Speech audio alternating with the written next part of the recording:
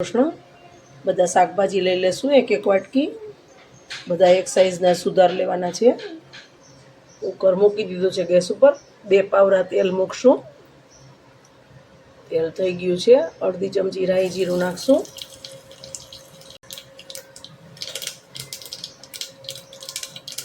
રાઈ જીરું થઈ ગયા છે। ચપટી હિંગ નાખી દેશું। 10 લીમડાના નાખી દેશું। બટેટા વઘારેલા નાખી દઈશું। કોબી નાખી દઈશું।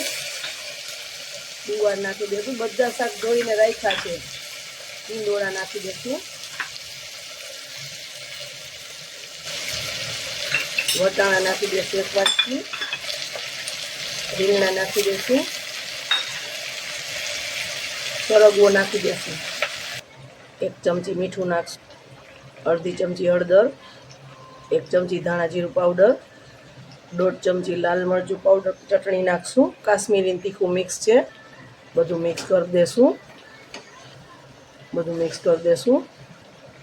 અડધો ગ્લાસ પાણી નાખી અને 2 વિસલ માર લેશું। કુકરમાંથી બીજા વાસણમાં લઈ લેશું। બાકીના મસાલા કરી લેશું। 2 નંગ મરચાં અને ટુકડો આદુનો છે છીણેલો નાખી દેશું। 2 ચમચી ખાંડ નાખી દેશું। અડધા લીંબુનો રસ નાખી દેશું। અડધો કપ પાણી નાખી દેશું। અડધી ચમચી ગરમ મસાલો નાખશું। થઈ ગયું છે। શેતાણા ભાજી નાખી દેશું। આપણે ગુજરાતી ઘરોમાં ગમે એટલે ખાંડ ગળચટું જ જોઈએ બધું, એટલે ખાંડ લીંબુ યુઝ કર્યા છે। ન ભાવતા હોય તો સ્કીપ કરી નાખવાના છે। સર્વ કરી દેશું। શેતાણા ભાજીથી ગાર્નિશ કરશું।